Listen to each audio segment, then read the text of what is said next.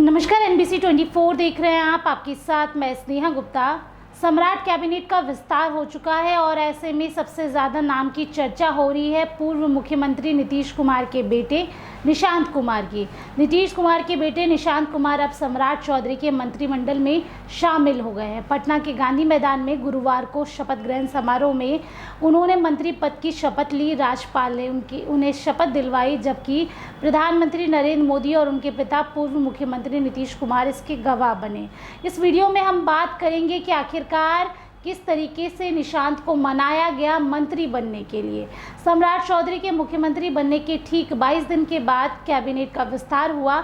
इस mega event में 32 नए मंत्री शामिल हुए, जिनमें नीतीश के बेटे निशांत कुमार भी शामिल है। यही नाम सबसे चौंका देने वाला है, क्योंकि निशांत को पिछले 22 दिनों से लगातार मंत्री बनने के लिए मनाया जा रहा था। तो सवाल ये है कि डिप्टी सीएम की कुर्सी छोड़कर निशांत आखिर मंत्री पद के लिए कैसे माने गए। सबसे पहला जो वजह है वो है सद्भाव यात्रा। निशांत ने सद्भाव यात्रा की फीडबैक से निशांत को कॉन्फिडेंस मिला। 3 मई 2026 को निशांत ने चंपारण से सद्भाव यात्रा की शुरुआत की। रथ पर सवार होकर उन्होंने पश्चिम चंपारण, हाजीपुर, मुजफ्फरपुर, वैशाली, मोतिहारी, बेतिया, बगहा और वाल्मीकि नगर तक दौरा किया। पार्टी सूत्रों के मुताबिक निशांत जहां गए वहां जनता और जेडीयू कार्यकर्ता ने उन्हें घेर लिया। हर जगह एक ही मांग की कि सरकार में आइए। कार्यकर्ता चाहते थे कि निशांत संगठन के साथ साथ सरकार में भी सक्रिय भूमिका निभाए। यात्रा के इस फीडबैक ने निशांत को कॉन्फिडेंस बढ़ाया। इसके उन्होंने मंत्री बनने के लिए तैयार किया। दूसरी वजह है भाजपा की टॉप लीडरशिप ने किया हस्तक्षेप। आपको बताया कि निशांत की सरकार में एंट्री की चर्चा पहले से चल रही थी। पार्टी के सीनियर लीडर और केंद्रीय मंत्री ललन सिंह, संजय झा, विजय चौधरी लगातार उन्हें सरकार में शामिल होने के लिए समझा रहे थे। पहले डिप्टी सीएम बनने के लिए मनाया गया, लेकिन वह नहीं माने। बताया जा रहा है कि निशांत को डिप्टी सीएम बनने पर नीतीश कुमार भी राजी नहीं थे। इसके बाद जब मंत्रिमंडल विस्तार की कवायद तेज हुई तो सीनियर लीडर ने एक बार फिर से एक्टिव हुए। ललन सिंह ने लगातार उनके साथ बैठक की और उन्हें समझाया। सूत्रों के मुताबिक ललन सिंह के समझाने के बाद अमित शाह ने निशांत को सीधे कहा कि आपको मंत्री बनना है, यह समय की ज़रूरत है। जेडीयू के सीनियर लीडर और मंत्री श्रवण कुमार कहते हैं निशांत का सियासत और कैबिनेट में आना बहुत ज़रूरी था। उनकी उपस्थिति से जेडीयू का फ्यूचर साफ होता है।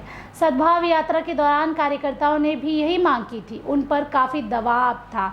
अब तीसरी वजह की बात करें, जेडीयू और राजनीतिक विस्तार बचाने के लिए निशांत का आना बहुत ज़रूरी था। नीतीश कुमार का राज्यसभा जाना और दिल्ली की राजनीति की ओर रुख करना बिहार जेडीयू के लिए एक युग की समाप्ति जैसा था। पार्टी के सामने सबसे बड़ी चुनौती थी कि नीतीश के बाद कौन। इस सवाल का जवाब निशांत की ताजपोशी में छुपा है। सूत्रों के मुताबिक निशांत को नेताओं ने समझाया कि दशकों तक जेडीयू का मतलब नीतीश कुमार रहा है। उनको हटने के बाद अब आपको ही यहाँ का सारी चीज़ें संभालनी है। खालीपन को भरने के लिए किसी ऐसे चेहरे की ज़रूरत है जो ना केवल विश्वसनीय हो बल्कि जिस पर कोई विवाद ना हो। जबकि किसी क्षेत्रीय दल का शीर्ष नेता सक्रिय राजनीति से दूर होता है तो कार्यकर्ताओं में बिखराव का डर रहता है। पार्टी और राजनीतिक विरासत बचाने के लिए मंत्री बनना ज़रूरी है। चौथी वजह है लव कुश समीकरण को मजबूत करना। सूत्रों के मुताबिक जेडीयू के शीर्ष नेतृत्व ने निशांत को समझाया कि लव कुश, कुर्मी, कोयरी वोट बैंक एकजुट रखना बहुत ज़रूरी है।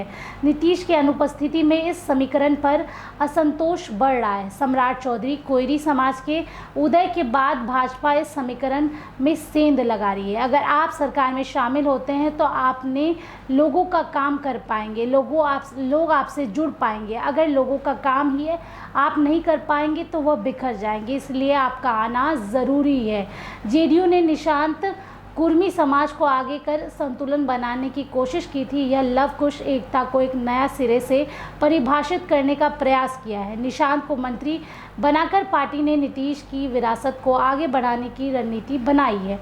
पांचवी वजह है फूआ और फूफा और परिवार का दबाव। देखिए, परिवार बड़ा महत्वपूर्ण होता है और ऐसे में परिवार की ओर से जो दबाव आया निशांत को मंत्री बनने के लिए मनाने में रिश्तेदार, उनके फूआ फूफा सहित और पारिवारिक शुभचिंतकों ने अहम भूमिका निभाई। परिवार का मानना था कि शिक्षित युवा होने के नाते निशांत को सार्वजनिक जीवन में भी सेवा करनी चाहिए। उनके मनाने में परिवार की भूमिका भी अहम रही है। सियासी गलियारों में निशांत कुमार के मंत्री बनने के पीछे सबसे बड़ा कारण सरकारी बंगला बताया जा रहा है। चर्चा है कि अगर निशांत कुमार मंत्री नहीं बनेंगे तो उन्हें सरकारी बंगला नहीं मिलेगा।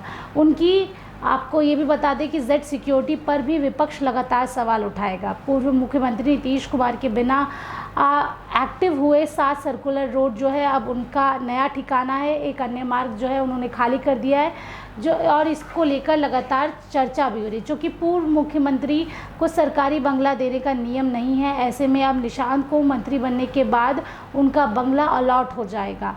सम्राट कैबिनेट में 5वें नंबर के मंत्री हैं निशांत। सम्राट कैबिनेट में निशांत का कद काफ़ी बड़ा है।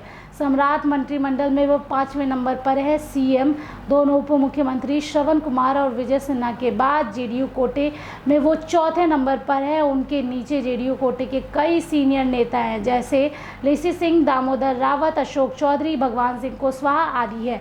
आपको हम बता रहे थे इस वीडियो में ऐसी कौन सी वजह थी जिसकी वजह से निशांत को राजनीति में आना पड़ा, राजनीतिक सफ़र की शुरुआत करनी पड़ी और मंत्री बनना पड़ा।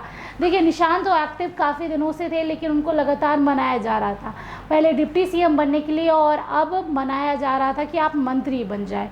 तो ये 5 वजह थी जिसकी वजह से निशांत जो है अब मंत्री बन चुके हैं। अब देखना होगा आगे क्या कुछ होता है। आप बने रहिए हमारे साथ, तब तक के लिए बहुत बहुत शुक्रिया।